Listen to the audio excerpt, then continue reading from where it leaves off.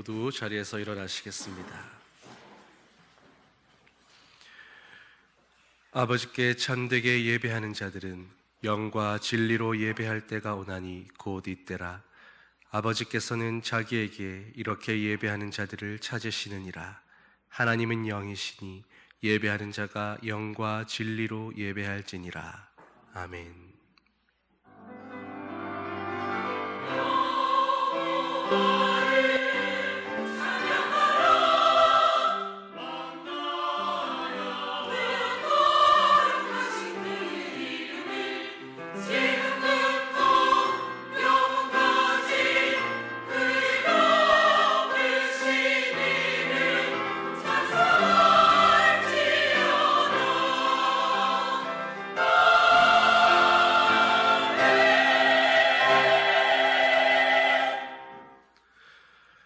나의 눈과 마음이 성전을 떠나지 아니하리라 말씀하신 하나님 아버지, 오늘도 주님의 눈길이 머무는 곳에, 주님이 마음이 계신 곳, 모든 주님의 백성들이 사모하는 성전으로 올라왔습니다. 예배하며 하나님께 영광 돌리는 주님의 백성들을 기억하여 주시고 저희가 드리는 찬양과 경배를 기쁘게 받아 주시옵소서. 예수님의 이름으로 기원하옵나이다. 아멘. 찬송 9장 함께 찬양하겠습니다.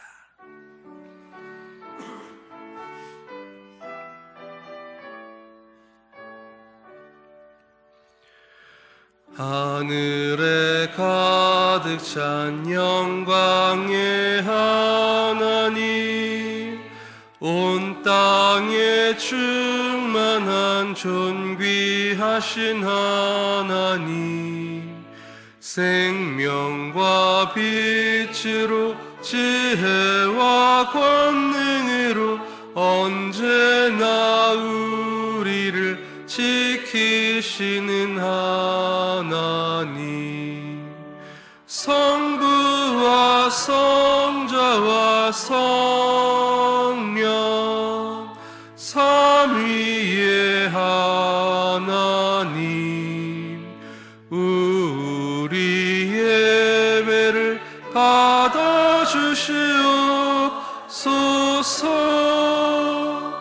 사랑이 넘치는 자비하신 하나님, 은혜가 풍성한 구원의 하나님, 참회의 심령에 평안을 주시옵고 죄악과 허물을 용서하여 주소서. 찬송과 영광과 생명 구원의 하나님, 우리 예배를 받아주시옵소서.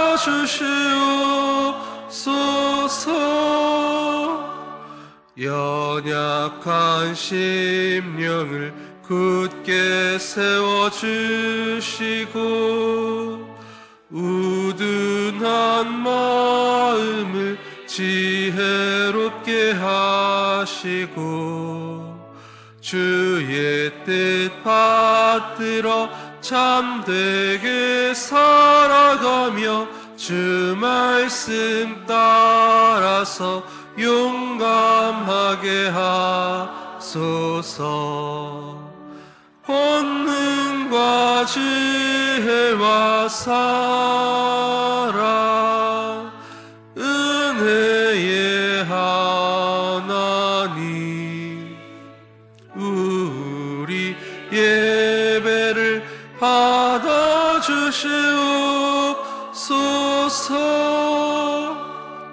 주 앞에 나올 때 우리 맘 기쁘고 그 말씀 힘되어 새 희망이 솟는다. 고난도 슬픔도 이기게 하시옵고 영원에 잇대어 살아가게 하게 하소서. 우리의 자랑과 기쁨 생명의 하나님,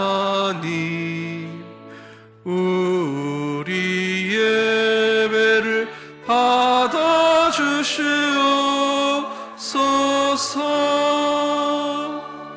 아멘.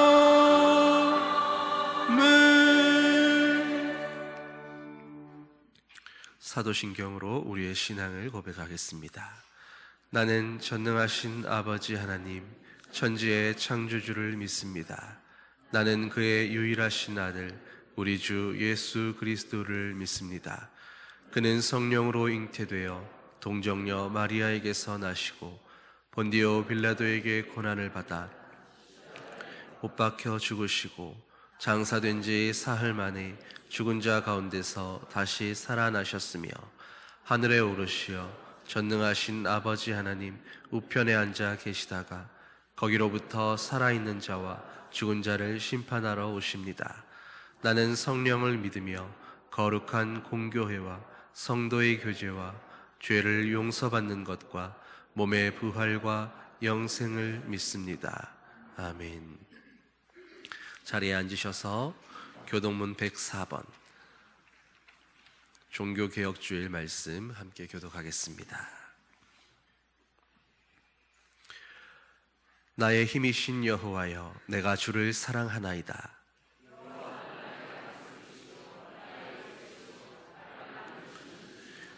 나의 하나님이시요, 내가 그 안에 피할 나의 밥이시요, 나의 방패시요.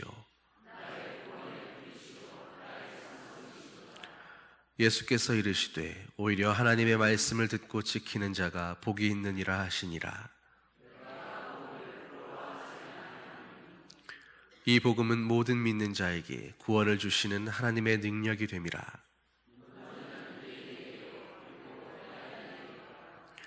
복음에는 하나님의 의가 나타나서 믿음으로 믿음에 이르게 하나니,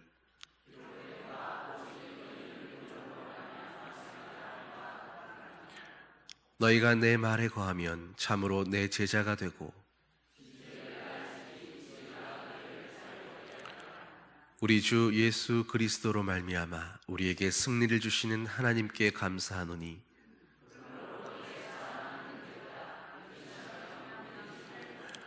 항상 주의 일에 더욱 힘쓰는 자들이 되라. 아멘.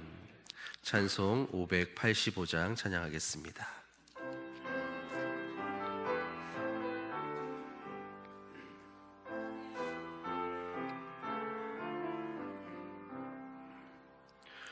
내 주는 강한 성이요 방패와 병기 되시니, 큰 환난에서 우리를 구하여 내시리로다. 옛 원수 마귀는 이때도 힘을 써 모략과 권세로 무기를 삼으니, 천하에 누가 당하랴. 내 힘만 의지할 때는 패할 수밖에 없도다. 힘 있는 장수 나와서 날 대신하여 싸우네. 이 장수 누군가? 주 예수 그리스도 만군의 주로다. 당할 자 누구랴?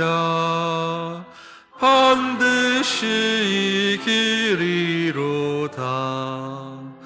이 땅에 마귀 들끓어 우리를 삼키려 하나, 겁내지 말고 진리로 섰거라 진리로 이기리로다 친척과 재물과 명예와 생명을 다 빼앗긴데도 진리는 살아서 그 나라 영원하리라.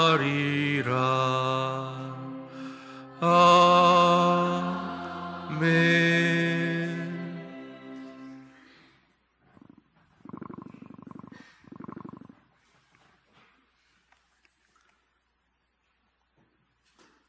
선하시고 인자하심이 영원하신 아버지 하나님, 파란 하늘을 배경으로 산과들이 다초롭게 물드는 아름다운 결실의 계절에 한 해를 돌아보며 삶의 여정에 인자함으로 동행하여 주셔서 힘겨웠던 시간들 속에서 하나님의 은혜를 발견하고 느끼고 경험하며 그 은혜들로 인해 삶의 고비마다 하나님의 도우심의 손길을 경험케 하심에 감사드립니다. 베풀어 주신 은혜에 넘치는 감사로 하나님의 사랑을 가슴에 품고 가슴 설레 있는 마음으로 예배를 사모하며 은혜의 보좌 앞에 나와왔습니다. 영과 진리로 드려지는 예배를 통해 구원의 기쁨과 감사가 회복되게 해 주옵소서. 분주한 일상 가운데서 조급하고 실망하여 굳어진 몸과 마음을 성령님의 따스함으로 부드럽게 하여 주셔서 예배를 통해 하나님의 거룩한 품을 경험케 해 주시옵소서. 10월의 마지막 주일이자 종교개혁 507주년을 기념하는 종교개혁 주일을 통해 만인 제사장을 주장하였던 개혁의 후예라는 사실을 시간이 흐름에 따라 잊어버리고 그리스도인의 정체성과 이대한 유산을 가지고도 다시 과거로 돌아가려고 하는 우리의 욕망은 여전합니다.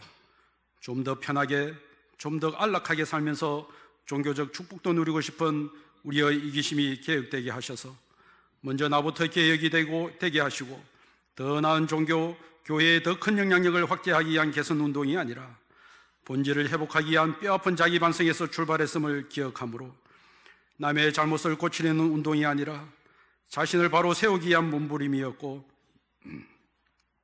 더 좋고 더 나은 미래를 열어가기 위한 발전을 모색한 노력이 아니라 본래의 교회로 돌아가기 위한 자기의 개혁이요 회개운동이었음을 깨닫게 하옵소서. 능력의 하나님, 하나님 자녀로서의 신분에 걸맞고 하나님의 백성들에게만 주어진 영적인 권세가 회복되게 하옵소서. 하나님의 나라는 말에 있지 아니하고 오직 능력에 있음이라고 하신 말씀처럼 광야 같은 시대를 살아오면서 영적 침체를 걷어내게 하시고 하나님의 불을 갈망하는 성도들이 많아지게 하옵소서. 저희들의 심령 속에 하나님이 주시는 성령의 불이 저희들 안에 옮겨붙어 어둡고 깨어진 이 세상의 희망을 일으키게 하옵소서. 영적 자신감을 회복하고 잃어버린 영적 지혜를 회복하게 하옵소서.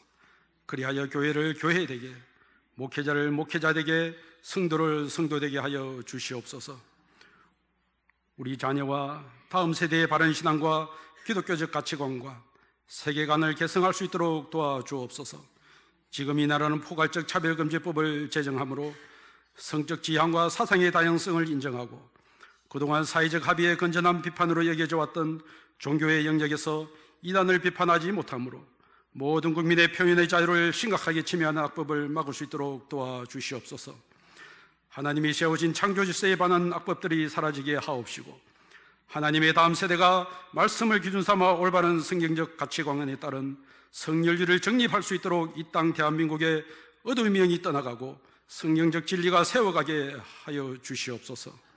약함 중에 강하게 하시는 하나님, 삶의 중요한 전환점에 서 있는 성도들을 기억해 주옵소서. 수능시험을 치르는 고3 수험생들과 결혼과 취업, 이직으로 새로운 도전과 변화를 모색하는 모든 성도들에게 지혜와 용기를 주시옵소서. 먹고 사는 세상살이에도 하나님이 허락하신 아름다운 열매들을 맺게 하시고 무엇보다 사랑하고 용서하고 격려하고 축복하며 하나님 나라를 사는 선한 일에 열매 맺게 하옵소서. 이 시간 생명의 말씀을 선포하시는 목사님을 하나님의 권능의 손길로 붙드시고 갑절의 은혜를 베풀어 주셔서 근세 있는 말씀이 되게 하옵소서. 선포될 말씀을 사모함으로 기다리며 들을 때 성령님의 감동과 역사하심으로 저희들의 마음을 여시고 하늘의 생명샘물로 우리의 심령을 채워주셔서 인생의 밤을 보내고 있는 모든 영혼들이 말할 수 없는 하늘의 평강과 영적 담대함을 얻게 하여 주옵소서. 말씀을 듣는 저희들 영의 눈과 귀가 밝아져 말씀이 들리고 깨달아지게 하옵소서. 영으로 전해지는 하나님의 말씀에 저희들의 인격과 성품이 변화되게 하시고 그리하여 믿음의 눈을 들어 깊고 넓은 은혜의 세계로 나아갈 수 있는 용기와 힘을 얻게 하여 주옵소서. 찬양을 받으시기에 합당하신 하나님, 신령한 노래로 하나님께 영광 돌리는 찬양이 삶의 무게를 담아 영혼 깊은 곳에서 울려나는 감사와 기쁨의 고백이 있는 찬양이 되게 하옵소서. 메마른 심령들이 찬양을 통해 회복되게 하시고 저희들 마음속 공허와 혼란과 흑암을 질서로 바꿔주는 하늘의 노래를 잊지 않으므로 하나님의 은혜에 감사하는 아름다운 찬양이 되게 하여 주옵소서. 거룩한 날 교회와 예배를 위해 아침부터 늦은 시간까지 식당 봉사와 찬양 봉사로, 예배 준비와 안내로, 방송과 찬양으로, 가르치는 일과 돌보는 일로, 보이는 곳과 보이지 않는 곳에서 구원의 즐거움과 자원하는 심령으로 생기는 지체들을 통하여 생명과 사랑의 일을 이루시는 성령님의 크신 역사로 이루어받게 하여 주실 줄 믿사오며 교회의 머리 되시는 예수님의 이름으로 기도드립니다. 아멘.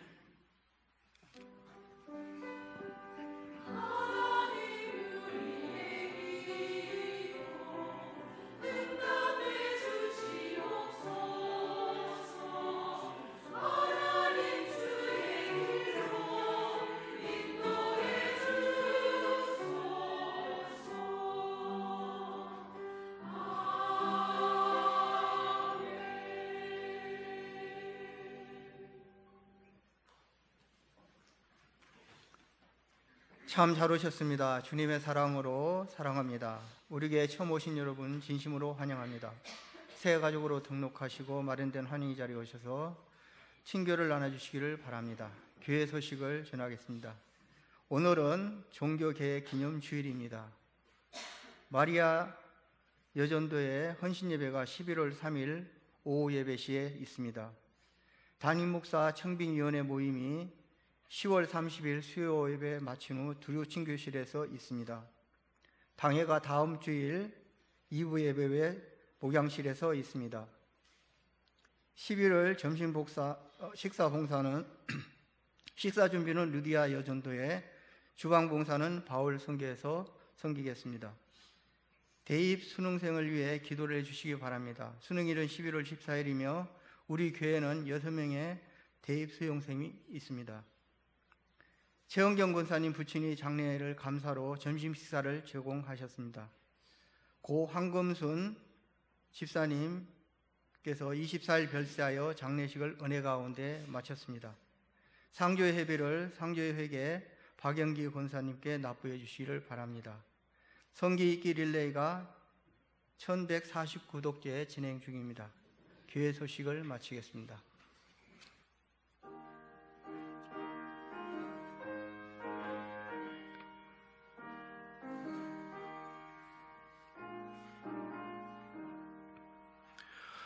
내게 있는 귀한 것을 주님 앞에 다 바쳐도 주님 주신 큰 사랑엔 부족할 것뿐입니다. 구원하신 나의 주님 크신 은혜 생각하면 주께 힘써 바치겠네. 아까울 것 무엇이랴. 아멘. 사랑의 아버지 하나님, 500여 년 전 주님께서 일으키신 종교개혁의 불길을 통해 교회가 새롭게 되고 참된 복음이 온전히 드러나게 하심에 감사드립니다. 수많은 이들의 용기와 헌신을 통해 구원의 은혜가 선명하게 드러나므로 오늘 우리도 그 개혁의 열매 가운데 서 있음을 고백합니다. 이 시간 그 은혜를 기억하며 감사의 마음으로 드리는 예물을 기쁘게 받아 주시옵소서. 지금 이 순간에도 하나님의 뜻이 드러나야 할 곳에, 회개와 개혁과 갱신이 필요한 모든 곳에 드린 예물이 귀하게 쓰여지게 하여 주시옵소서. 저희의 모든 삶과 수고와 헌신이 오늘도 하나님의 뜻을 조금 더 이루어가는 일에 쓰임받게 되기를 원합니다. 주님, 저희를 사용하여 주시옵소서. 모든 것 감사드리며 우리 주 예수 그리스도의 이름으로 기도하옵나이다. 아멘.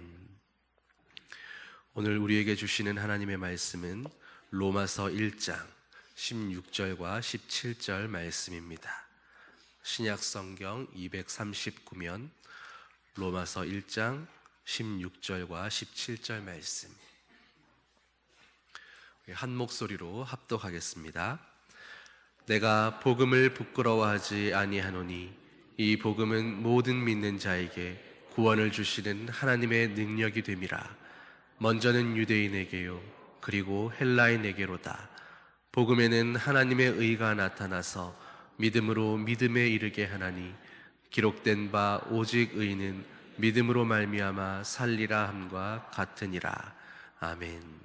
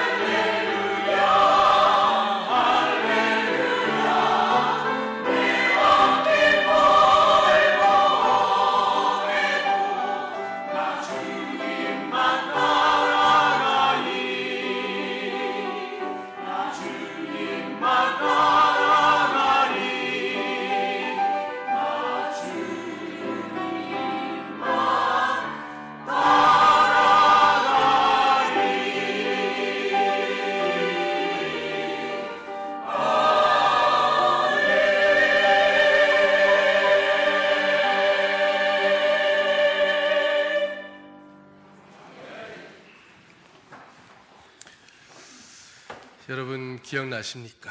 종교개혁 500주년 기념이라고 이렇게 전 교회가 떠들썩하게 기념했었던 그 2027년도 이제는 벌써 7년 전의 일이 됐습니다.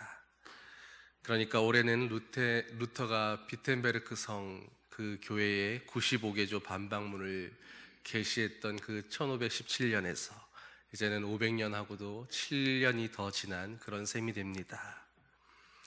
그러면 여러분, 우리가 그 500년도 더 전에 있었던 그 사건을 오늘 이 순간에도 기념하면서 종교개혁일을 정하고 또 이렇게 종교개혁 기념주일로 이렇게 지키고 있는 이유는 어디에 있겠습니까? 사실 그 이유는 종교개혁이라는 그 말 자체 안에 이미 다 드러나 있습니다. 바로 개혁이라는 그 의미 때문입니다. 종교는, 더 정확하게는 우리가 믿는 이 기독교는 하나님 앞에서 끊임없이 개혁되어야 한다라는 바로 그 가치를 이야기하는 것입니다. 그리스도인은 언제나 개혁되기 위해서 또 개혁을 하기 위해서 몸부림쳐야 한다라는 그런 이야기를 하는 것입니다. 그러면 우리가 도대체 무엇을 개혁하고 무엇을 위해서 몸부림쳐야 하는 것입니까?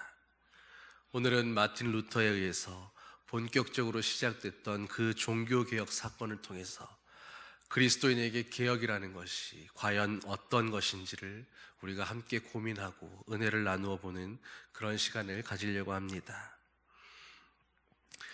여러분의 생각에 500년 전에 그 종교개혁의 시발점이 되었던 그 사람들의 마음속에 있었던 그들의 그 마음속의 생각은 어떤 것이었다라고 생각하십니까? 아마 그들이 처음부터 카톨릭 교회라는 그 지붕을 벗어나서 개신교라고 하는 새로운 형태의 교회를 만들어야겠다라는 그런 생각을 하지는 않았을 것입니다. 복잡한 계산 없이, 어떤 거창한 계획 없이 그저 종교개혁을 일으키게 됐던 그들의 중심에 있었던 그 마음이라는 것은 아마도 이제 무언가 우리가 달라져야 하지 않을까, 어디서부터 잘못되어 있는 것인지는 알 수 없지만 그러나 하나님 앞에서 교회의 모습이 지금 이대로여서는 안 되는 것 아닐까라는 그런 단순한 마음이었을 것입니다. 개혁은 무언가 변화되어야 한다라는 그 변화에 대한 열망입니다. 사람들은 누구나 할 것 없이 모두들 오늘보다는 조금 다른 내일을 기대합니다. 더 달라지기를 원하는 것입니다. 지금보다는 좀 더 나은 모습이 되고 싶고, 지금보다는 어디 한 군데라도 무엇인가 좀 더 나아진 내가 되고 싶어서, 그래서 끊임없이 자신을 돌아보며 개혁하고 고치고 개선하고 때로는 자신을 애써 채찍질하면서까지 그렇게 자신이 원하는 모습이 되기 위해서 기꺼이 애를 쓰고 노력하는 것입니다. 이렇게 변화에 대한, 오늘보다 나은 나에 대한 끊임없는 열망이 있는 사람들은 자기 자신 안에서 끊임없이 변화를 위한 방법을 모색하기 시작합니다. 그리고 그렇게 고민하는 사람들이 끝내 도달하게 되는 지점이 바로 회개입니다. 회개란 변화하는 것, 돌이키는 것이기 때문입니다. 그래서 회개는 단순히 나의 잘못을 뉘우치거나 내가 잘못했다라는 것을 깨닫는 데서 끝나는 것이 아니라 바로 거기에서부터 시작되는 것입니다. 그렇기에 회개를 온전히 이루기 위해서는 실상은 견뎌야 하는 그 고단한 시간들이 많이 있기에, 그래서 온전한 회개를 이루기란 결코 쉬운 일이 아닌 것입니다. 그런데 한 교회가 달라지고 하나님이 원하시는 교회가 되기 위한 그 몸부림 또한 이것과 크게 다르지 않습니다. 좀 더 좋은 공동체가 되었으면 좋겠고, 하나님 앞에서 우리가 속한 이 공동체가 좀 더 나아지기 위해서 그렇게 몸부림치면서 그 돌이킴을 위한 아픔과 고단한 시간을 보내고 견뎌야 하는 것입니다. 종교개혁자 루터가 썼던 그 95개조의 반박문도 그런 노력에서 나온 결과입니다.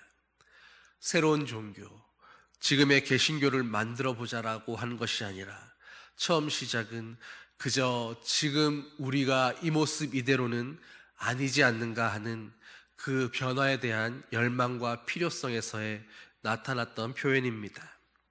그렇기 때문에 우리가 종교개혁이라고 이야기는 하지만 실상을 들여다보면 결국에는 교회개혁이라고 해야 더 맞는 표현일 것입니다. 그리고 바로 이 교회개혁은 지금도 여전히 현재 진행형입니다. 흔히 개신교를 일컬어서 리폼드 처치라고 이야기합니다. 하나님 앞에서 다시금 갱신된 교회라는 뜻입니다.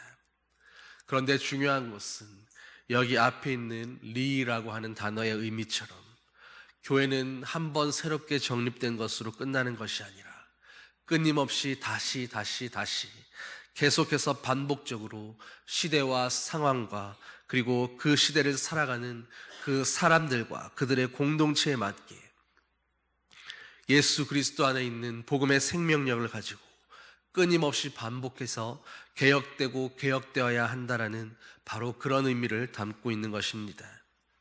그렇기에 개혁교회의 모토는 개혁된 교회는 항상 개혁되어야 한다라는 것입니다. 여러분, 우리가 개혁되어야 한다고 여러분도 생각하십니까? 하나님 앞에서 오늘 우리의 신앙이, 우리 교회 공동체가, 이 나라의 한국 기독교가, 나아가서는 열방의 모든 하나님을 믿는 사람들이 주님 앞에서 끊임없이 개혁되어야 한다라고 그렇게 생각하십니까? 우리 안에 그런 변화의 열망이 있어야 하는 줄 믿습니다.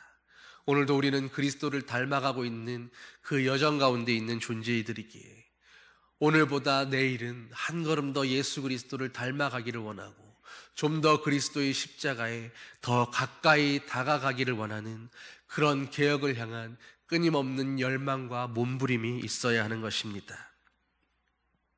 여러분, 그런데 왜 개혁이 잘 이루어지지 않습니까? 왜 주님 앞에 우리를 갱신하는 일들이 날마다 일어나지 않습니까?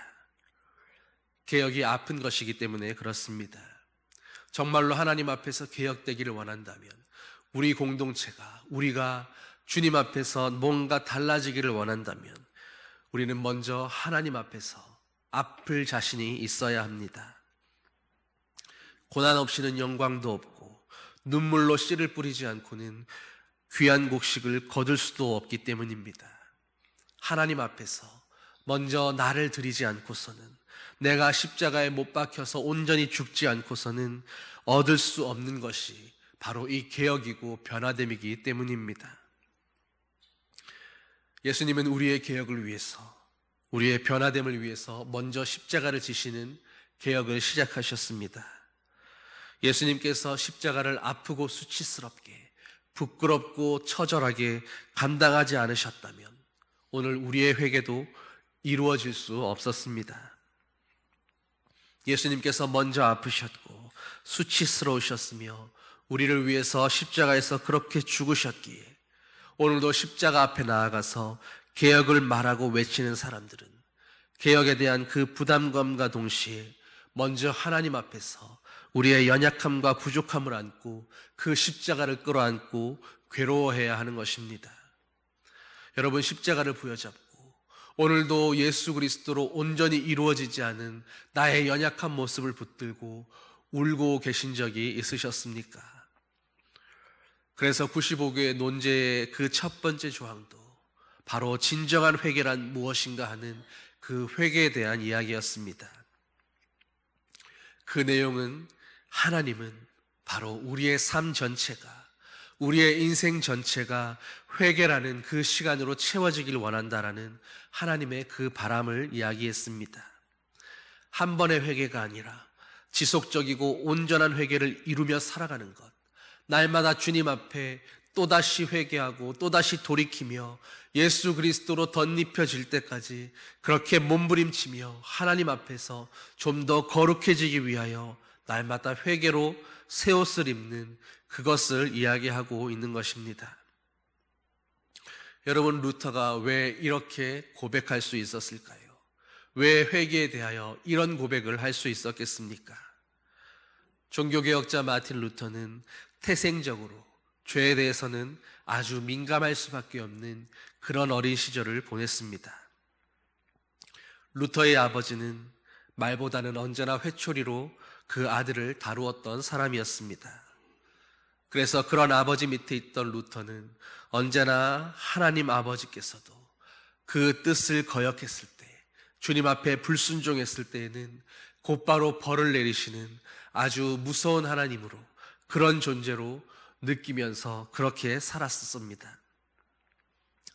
그렇기에 그런 루터가 자신의 죄의 문제에 대해서 얼마나 괴로워하며 얼마나 민감해했으며 얼마나 그 죄로 인해서 화들짝 놀라며 그렇게 살아갔겠습니까? 그러던 그가 어느 날은 악천후 가운데에 친구와 함께 길을 가고 있다가 그만 내리친 그 번개로 인해서 친구가 번개에 맞아 죽게 되는 일을 경험합니다. 좀 전까지 내 옆에서 함께 있었던 친구가 낙뢰로 인해 죽음을 경험하고 그런 현장을 목격한 루터는 죽음이라는 것을 그 자리에서 절실히 경험하고 곧바로 하나님 앞에 회개하며 내가 이제는 주님을 위해 살겠다라고, 주님을 위한 하나님의 성직자가 되겠다라고 그렇게 고백했습니다. 그러나 그런 순간적인 고백으로 그렇게 고민 없이 들어가 버린 그 수도원에서 그는 이제 신실한 문제아가 되었습니다. 죄에 대해서 너무나 민감하고 죄에 대해서 너무나 괴로워했던 루터는 잎새에 이는 바람에도 괴로워했던 것처럼 자기 마음 안에 티끌만한 죄라도 생각나면 곧바로 고해실로 쪼르륵 달려가서 모든 신부들을 귀찮아하게 할 만큼 그렇게 날마다 고해를 하고 또 고해성사를 하고 그렇게 수사들을 괴롭혔다고 합니다. 그런데 거기에 운 좋게도 정말로 인내심 많은 슈타우피츠라는 좋은 스승을 만나게 됩니다. 루터는 비로소 그분의 도움으로 담대히 교회 개혁에 대한 그 첫 번째 문을 여는 담력을 얻게 되었습니다. 그러면서 루터가 달라져야 되겠다라고 생각했던 그 교회의 모습은 어떤 것이었겠습니까? 먼저 교황 아래 있는 그 모든 교회들 가운데에 진정한 권위라고 하는 것은 힘이 있는 교황이나 어떤 사람들의 말이 아니라 혹은 그 장구한 세월을 버텨왔던 그 엄청난 교회 공동체의 모든 유전이나 전통이나 의례나 예식이 아니라 바로 언제나 하나님의 말씀이 유일한 권위의 근원이라고, 그 말씀만이 유일한 권위를 가진다라고 그런 교회를 이야기했습니다. 솔라 스크립트라, 오직 말씀. 교황을 옹호하던 요한 에크와 라이프치히에서 논쟁했을 때에 에크는 교황과 교회의 권위에 대해서 수없이 이야기했지만 그러나 그에 대항하는 루터는 진정한 권위는 오직 하나님의 말씀에만 있다라고 그 한마디로 대항했을 뿐입니다. 시간이 가면서 하나의 공동체가 그들 나름대로 갖게 되는 전통들이 있습니다. 하나님을 섬기는 교회 공동체가 이렇게 하니까 좋더라, 이렇게 하니까 모든 성도들이 은혜 받고 하나님을 경험할 수 있었다라고 하는 그런 아름다운 기억들이 있습니다. 그리고 그 기억을 가지고, 그 추억을 가지고 그들에게 좋았던 그 방식이 이제는 해마다 기념하며 지키는 하나의 법칙이 되고 그들의 전통이 되는 것입니다. 처음에는 당연히 그 취지를 이해하고 그 당시의 상황 안에서 그 모든 예식들이 이해되고 용인되기, 그것이 은혜로 여겨지는 시간이 있을 수 있겠지만 그러나 세월이 지나고 그때를 기억하는 사람들도 사라지고 그러면 그 의미도 퇴색되면서 이제는 그저 습관만이 남아서 그저 해마다 지키는 반복적인 전통만 남아서 은혜는 사라지고 오직 예식만 남아 사람들을 옥죄는 그런 모양으로 변모되어 가는 것입니다. 말씀을 늘 내 삶과 오늘의 내 상황 가운데에 리폼하지 않고 먼저 나에게 적용해서 오늘 그 말씀에 비추어서 내가 무엇이 달라져야 하며 어떻게 달라져야 하는가를 고민하지 않는다면 그저 옛날에 그 아름다웠던 추억만 그리고 기억만을 가지고서 그렇게 전통에만 매달리는 그런 신앙생활을 할 때에 우리는 누구나 은혜를 잃어버린 바리새인의 모습이 될 수밖에 없는 것입니다. 사랑하는 성도 여러분, 말씀은 지금 이 순간에도 우리 안에서 여전히 살아서 역사해야 하는 하나님의 능력이어야 합니다. 루터는 바로 그런 말씀의 사역자였습니다.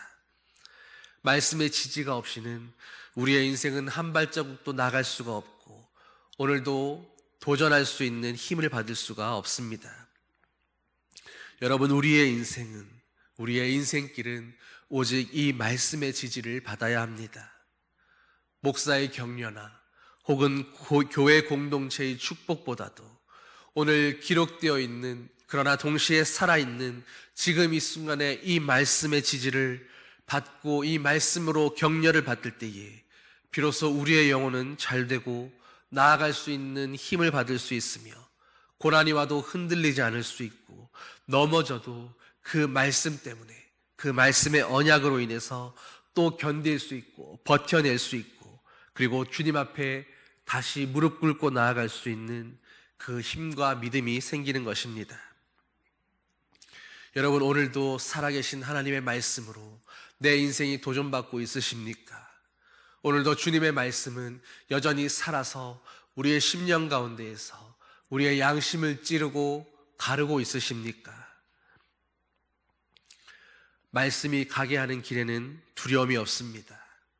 살아있는 말씀이, 살아있는 하나님의 진리가 오늘의 나를 이끌어가고 이 길이 맞는 길이라고 우리를 진리 가운데로 인도해 갈 때, 말씀이 인도하시는 길이라는 그 믿음과 확신이 있다면 그 길에는 근심이나 걱정이 없는 것입니다. 우리에게 순간순간 이 길이 맞는가 하는 고민과 혼란을 주려고 하는 그런 마귀는 떠나가고 오직 말씀이 분명하게 세워져 있을 때에 우리에게는 하나님의 영의 인도하심만이 유일하게 남아 있게 되는 것입니다. 여러분, 인생의 방향을 알고 싶지 않으십니까? 오늘 내가 가는 길이 정말로 주님이 원하시는 바른 길인지 그 확신 가운데 살고 싶지 않으십니까? 그렇다면 주님의 말씀을 붙들 수 있게 되기를 소망합니다. 우리의 인생을 바꿀 수 있는 것은, 우리의 삶을 바른 방향으로 인도해 갈 수 있는 것은 오직 하나님의 말씀뿐입니다. 말씀만이 우리를 잊게 하고 우리를 가게 하고 우리를 새롭게 합니다. 한 구절의 말씀이 오늘 내 마음을 치고 내 심령을 찢어 발길 때에 그 말씀이 나를 바꾸고 교회를 바꾸고 시대와 역사를 바꾸는 능력이 되는 것입니다. 두 번째로 루터가 꿈꾸었던 교회는 바로 십자가가 살아있는, 십자가가 있는 그런 교회였습니다. 루터의 사건은 곧바로 교황청에 보고됩니다. 그러나 구태여 한 일개 수도자가 한 일을 긁어부스럼 만들고 싶지 않아서 교황청은 루터가 속해 있는 수도 외에 조용히 지시합니다. 우리식으로 얘기하면 노예에서, 그 자체 내에서 알아서 잘 무마하라는 그런 의미였습니다. 그래서 하이델베르크에서 아우구스티누스 수도원 연회가 열렸습니다. 당연히 루터를 잘 타일러서 다음부터는 이런 일이 없도록 교회의 권위에 순종하며 교황의 명령에 순종하도록 그렇게 잘 다독이는 것이 목적이었지만 이미 교황이나 교회나 전통이 아니라 오직 하나님 앞에 서기로 했던 그 코람데오의 루터는 이제 그들에게 맞서서 어떻게 변명할 것인지, 어떻게 대응할 것인지 기도하고 근심하며 걱정 가운데 있었습니다. 그런데 스승 스테어피츠가 이렇게 조언합니다.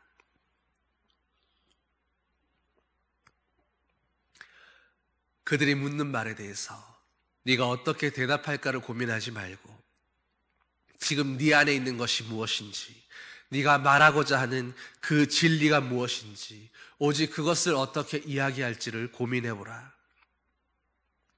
정말로 지혜로운 조언이지 않습니까? 그래서 루터와 친구들은 방향을 완전히 바꾸었습니다. 그들의 질문에 어떻게 대응하겠느냐가 아니라 내가 추구하는 믿음, 내가 추구하는 신학이 어떤 것인지 바로 그것을 이야기하기로 한 것입니다. 루터는 이렇게 고백했습니다. 내가 추구하는 신학은 오직 예수 그리스도의 십자가입니다. 루터의 십자가 신학은 당시의 모든 사람들이 추종하고 있던 그 스콜라 철학의 영향을 받은 영광의 신학, 십자가에 달리신 구속의 은혜보다도 창조주 하나님의 영광을 바라보면서 오직 성공과 영광과 번영만을 추구하던 그런 신학이 팽배하던 그 시대 가운데에 오히려 우리는 반대로 가겠습니다. 우리는 십자가의 그 부끄러움을 붙들고 그 십자가의 그 괴로움과 절망을 붙들고 나아가겠습니다라고 선언했던 것이었습니다. 루터가 맨 처음 기치를 내걸었던 것이 바로 이 그리스도의 십자가였습니다. 당시 아우구스티누스 수도원의 연회가 열렸던 그 하이델베르크에는 루터에 대한 소문을 듣고 스트라스부르크 등 인근 지역에서 교회가 정말 이래서 되겠는가 하는 그런 고민을 가졌던 같은 마음을 가진 사람들이 루터의 이야기를 들어보려고 모였습니다. 그리고 바로 그 자리에서 루터는 이 십자가를 이야기했고, 그리고 루터를 뒤집어 놓았던 이 십자가가 바로 거기에 있던 사람들의 마음을 울리면서 종교개혁의 깃발이 높이 들리게 된 것입니다. 루터의 삶을 뒤집어 놓았던 힘은 화려하고 현학적인 스콜라 철학에 있었던 것이 아니라 바로 나를 구속하신 그 예수님이 피 흘리신 피 묻은 십자가였기 때문입니다. 그의 죄와 마음의 상처와 오랜 고민과 갈등을 벗어나게 할 수 있었던 그 힘이 바로 그 예수 그리스도의 십자가였기 때문입니다. 여러분, 예수님의 십자가가 없는 신학이 무슨 의미가 있겠습니까? 예수님의 십자가를 고백하지 못하는 십자가 없는 교회가 어떻게 교회일 수가 있겠습니까? 그 십자가를 붙들고서 내가 주님이 지신 그 십자가에 함께 못 박혀서 주님과 함께 죽겠습니다. 바로 그런 마음이 없고서야 무슨 변화가 있고 어떻게 내 삶이 정말로 주님으로 변화될 수가 있겠습니까? 우리는 바로 그 주님의 십자가를 날마다 붙들고 고백함으로 내가 오늘도 그 십자가에서 주님과 같이 되기 위하여 주님과 함께 못 박혀 죽겠노라고 바로 그렇게 고백함으로써 우리는 그 십자가의 죽음과 함께 날마다 새로운 삶을 살게 되는 그런 경험을 하게 되는 것입니다. 사랑하는 성도 여러분, 십자가는 새로운 삶에 대한 힘이 있습니다. 우리를 개혁하고 바꿀 수 있게 하는 그 능력이 바로 이 보잘것없는 이 형틀, 사망의 도구 가운데에 숨겨져 있는 것입니다. 그러므로 변화하고자 한다면 우리는 주님의 그 십자가 앞으로 나아가야 합니다. 무언가 바뀌어야 하고 변화시키고자 원한다면, 그리고 내가 먼저 주님 앞에 십자가로 나아가야 하는 것입니다. 교회 공동체도 마찬가지입니다. 십자가가 없이는 개혁도 없고 십자가가 없이는 변화도 있을 수가 없습니다. 정말로 십자가에서 주님과 함께 죽고자 하는 사람, 십자가에서 죽는 사람이 있을 때에 비로소 그 공동체가 살아날 수 있고, 예수 그리스도 안에서 내가 죽었을 때에 그리스도 안에서 우리 교회가 사는 줄을 믿으시기 바랍니다. 교회 개혁을 부르짖고 종교 개혁을 부르짖는 어떤 말이나 구호보다도 가장 강력한 힘은 언제나 바로 십자가인 것입니다. 세 번째로, 루터가 바라던 개혁된 교회는 오직 하나님의 은혜만을 믿고 나아가는 믿음의 공동체였습니다. 루터는 일명 탑체험이라는 신비한 체험을 경험하게 됩니다. 그를 통해서 루터는 그동안 그를 끊임없이 괴롭혀왔던 그 죄책감의 문제, 하나님 앞에서 이 죄의 문제를 해결하게 되었습니다. 이전까지 엄한 아버지 밑에서 자라오면서 늘 죄책감에 시달려야 했던 그 루터가 이제는 하나님의 의라는 것이 우리의 죄를 드러내고 죄를 깨닫게 하고, 그러므로 말미암아 우리를 그 죄의 무게 가운데 짓눌려 신음하게 하고 힘들게 하는 것이 아니라, 하나님의 의는 우리의 죄를 밝히 드러내서 예수 그리스도의 십자가에 전가시킴으로 주님이 우리를 위해 우리의 모든 죄를 지셨다라는 그 십자가를 바라보고 믿음으로 하나님의 의를 우리의 은혜로, 주님이 주신 선물로 취하게 하는 것이다라는 것을 깨달은 것입니다. 이것이 바로 하나님의 사랑이요 하나님의 의라는 것을 루터가 진심으로 믿게 되었을 때 비로소 우리는 죄로 인해 한없이 연약하지만 주님의 의는 도리어 그런 우리를 하나님의 의로 옷 입히시고 너는 부족한 자가 아니다. 너는 연약한 자가 아니고 너는 죄로 인해서 영원한 죽음의 형벌을 받아야 할 사탄의 종이 아니라 바로 그 죄를 사하시는 하나님의 자녀요 주님의 상속자라는 그것을 믿음으로 경험하고 누리고 소유하게 된 것입니다. 그러니 하나님의 의는 우리를 정죄하려는 율법의 의가 아니라 바로 우리를 오히려 하나님의 온전한 의로 붙드시고 살리시고 새롭게 하시려는 하나님의 노력이요 사랑이라는 것을 온전히 깨닫게 된 것입니다. 여러분, 루터가 이것을 깨달은 것은 정말로 큰 은혜였습니다.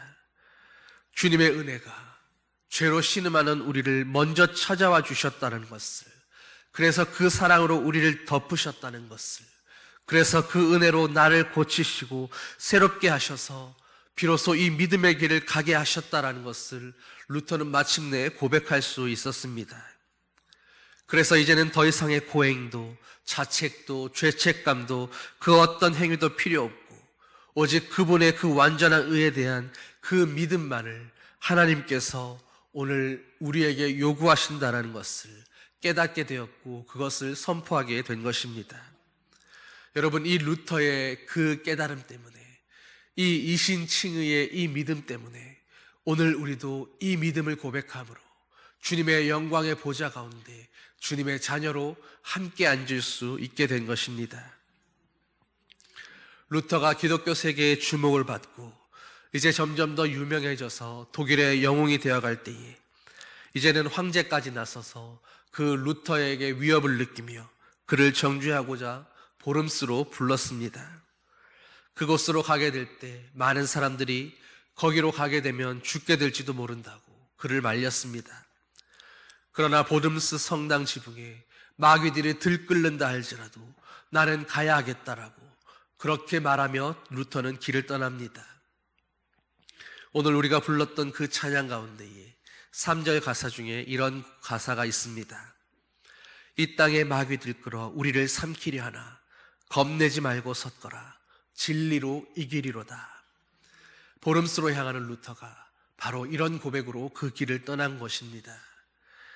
사랑하는 성도 여러분, 믿음은 축복을 받기 위한 도구가 아니라 오늘도 하나님의 은혜와 평강을 누리면서 우리에게 뭔가 좋고 아름다운 것을 마음껏 누리는 그 통로로서 그렇게 쓰임받으려고 믿음이 존재하는 것이 아니라 바로 주님이 우리와 함께 하시기 위한 그 조건이 우리의 믿음인 줄로 여러분 깨달을 수 있게 되기를 소망합니다. 믿음으로 그분의 능력이 우리 안에 채워지는 것이 아니라 우리는 사실 믿음으로 주님 앞에 우리를 온전히 내어드리는 것입니다. 믿음으로 자신의 안위는 주님께 온전히 내어 맡기고 오직 주님이 가라 하시는 그 길을 따라서 루터는 보름스를 향하여 길을 나섰습니다. 살든지 죽든지 자신은 오직 주님의 것이라고 고백하면서 내가 살든 죽든 오직 그 일을 통해서 아버지의 뜻이 이루어지기를 구하며 그렇게 길을 나선 것입니다. 루터가 보름스를 향해서 이렇게 주님께 자기 목숨을 내어 맡기고 믿음으로 나아간 결과가 어떻게 되었겠습니까? 그곳에서 선지효들의 도움을 받아서 바르트부르크 성으로 도피하게 됐고 그리고 거기에서 비로소 루터는 일반 대중들이 마음껏 하나님의 말씀을 읽을 수 있도록 독일어 성경을 번역하게 되었습니다. 여러분, 개혁은 믿음이 없이는 할 수 없는 것입니다. 믿음이 있는 사람들을 통해서 그들의 그 믿음을 통해서 하나님이 일하시는 것입니다. 하나님이 역사하시고 그리고 그분이 분명히 나와 우리 교회를 사랑하고 계시므로 주님이 반드시 이 일을 성취하시리라는 그런 확고한 믿음이 있는 사람들을 통해서 주님은 지금도 일하고 계시고 지금도 개혁을 이루고 계시는 것입니다. 그러므로 믿음이 없이는, 이런 믿음이 없이는 하나님 앞에서 우리 스스로 우리의 힘으로 개혁을 이루어 보겠다, 뭔가를 이루어 보겠다라고 그렇게 나설 수가 없는 일입니다. 믿음 없이 하는 일은 오히려 하나님의 일을 회방하는 일이 될 수도 있기 때문입니다. 그렇게 루터는 이 한 가지 모토를 또 하나 붙잡았습니다. 솔라피데, 오직 믿음으로. 여러분, 뜨거운 믿음, 열정적인 믿음, 정말로 불타오르는 그 간절한 믿음도 필요하겠지만, 그러나 어둡고 혼란스러운 시대에, 어렵고 힘들 때에, 어디로 가야 할지 방향이 분명하지 않은 그런 혼돈의 시대 가운데에는 흔들리지 않는 믿음이 더욱 필요합니다. 믿음이 흔들리지 않을 때에 하나님의 말씀에 초점이 박혀진 그 흔들리지 않는 믿음이 나를 살리고 우리 공동체를 살리며 시대와 교회를 살리는 것이기 때문입니다. 마지막으로 중요한 결론입니다. 종교개혁을 왜 하는 것이겠습니까? 교회의 개혁은 무엇을 위해 존재하는 것입니까? 오늘 우리 삶의 갱신과 주님 앞에서 하는 회개와 주님 앞에서 우리를 개혁하려고 하는 그 몸부림은 무엇 때문입니까? 오직 십자가로 죽고 하나님의 말씀만을 붙들고 주님의 그 십자가 앞에서 아파하면서 그리스도의 모습을 좀 더 닮아가려고 하는 바로 주님을 향한 그 사랑 때문에 하는 것입니다. 여러분, 개혁은 우리를 향하신 하나님의 사랑 때문에 시작되었고, 그리고 하나님을 향한 우리의 사랑으로 인해서 완성되는 것입니다.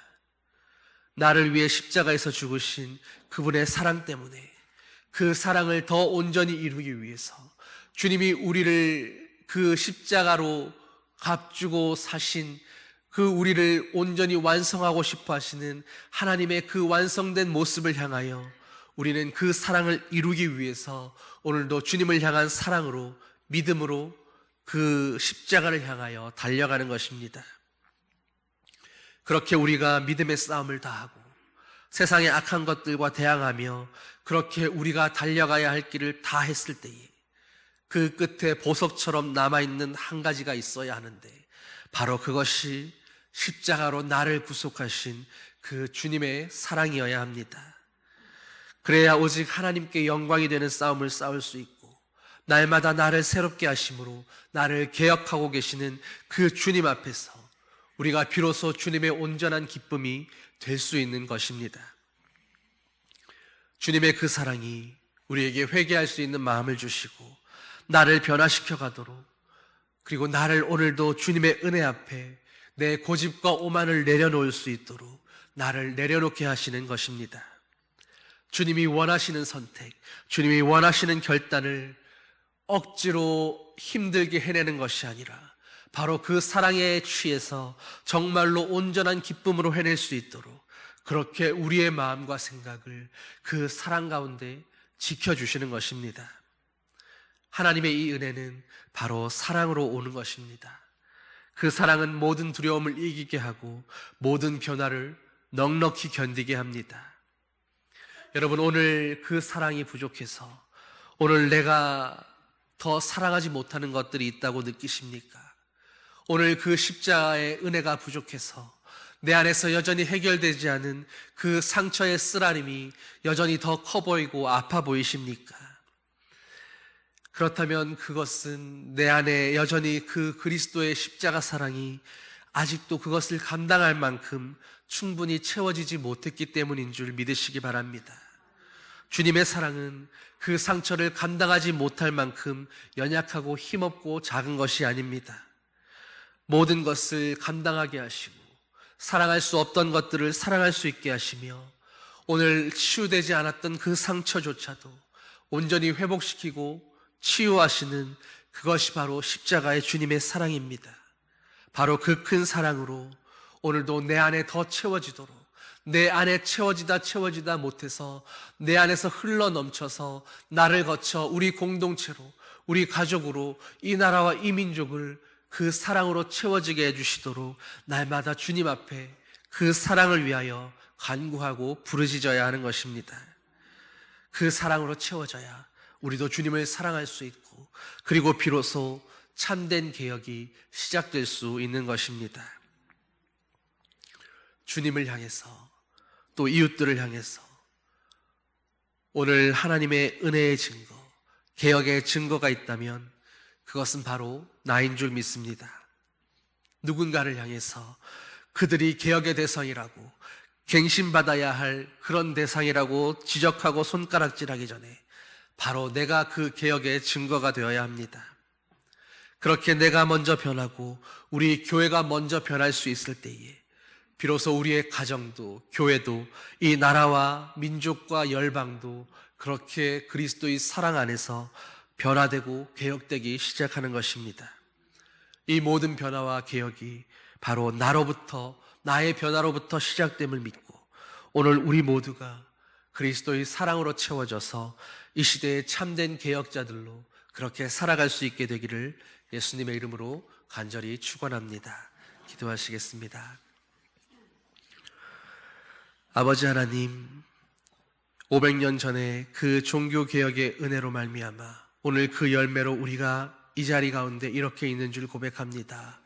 하나님 아버지, 그러나 여전히 주님의 교회는 개혁되어야 하고 여전히 하나님 앞에서 그리스도를 고백하는 우리는 끊임없이 변화되고 갱신되고 또 새롭게 개혁되어야 함을 이 시간 다시금 고백하오니 500여 년 전 종교개혁자들의 그 심령 속에서 역사하셨던 그 성령의 뜨거움이 오늘 우리 가운데도 충만케 하시고 아버지의 그 사랑으로 온전케 되어서 오늘 이 시간 우리가 개혁되어야 할 그 모습들이 주님 앞에서 끊임없이 변화되고 개혁될 수 있게 하여 주시고 우리의 그 변화됨으로 말미암아 그 옛날 그 몇 사람들의 고백을 통하여 그 교회가 개혁되고 변화되었던 것처럼 오늘 우리의 변화와 회개와 개혁을 통해서 이 나라 이 민족이 변화되고 열방이 변화되고 주님의 몸된 교회와 온 민족과 백성들이 주님 앞에서 변화되는 역사가 이어지게 하여 주시옵소서. 오늘 이 시대에 주님이 이루실 그 변화와 개혁을 위하여 주님 앞에 그 사랑에 힘입어 믿음으로 나오는 백성들이 바로 우리 교회, 우리 언양제일교회의 모든 성도들 되게 하여 주시옵소서. 감사드리며 예수님 이름으로 기도드립니다. 아멘. 모두 일어나셔서 찬송 620장 찬양하시겠습니다.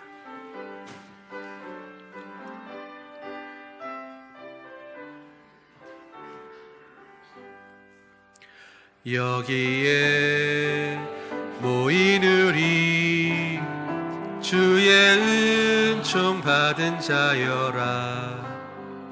주께서 이 자리에 함께 계심을 아노라.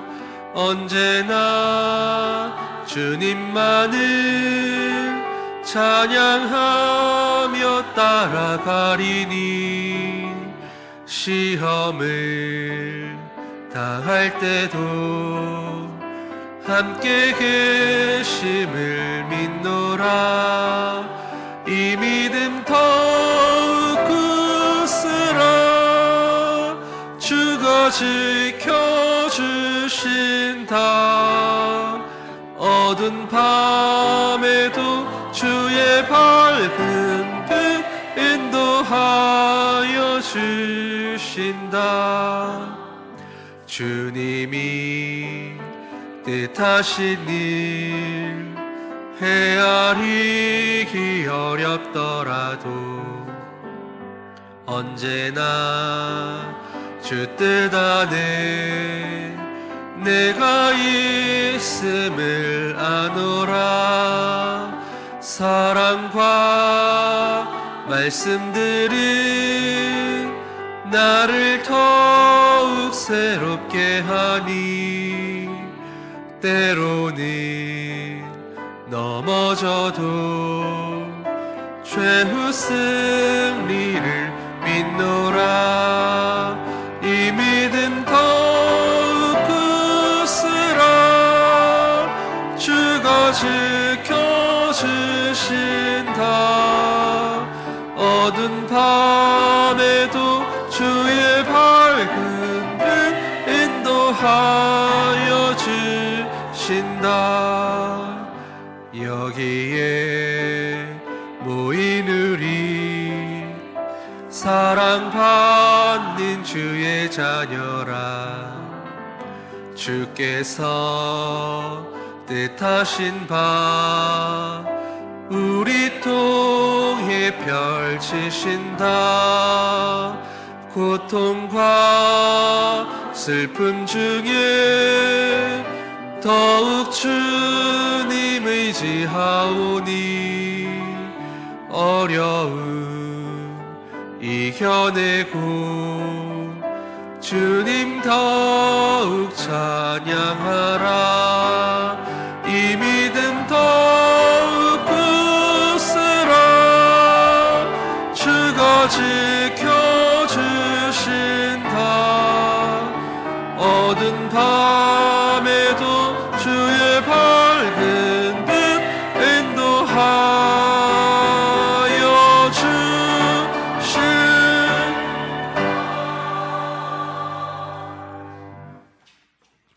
이제는 우리 주 예수 그리스도의 십자가 은혜와 우리를 한없이 사랑하시는, 끝없이 사랑하시는 하나님 아버지의 사랑과 성령의 위로 교통 인도하심이 오늘도 주님의 사랑에 겨워 오직 믿음으로 날마다 개혁되어 살아가기 원하는 아버지의 사랑하는 아들, 딸들 위해, 주님의 몸된 교회 위에 이제로부터 영원히 함께 하시기를 간절히 축원하옵나이다.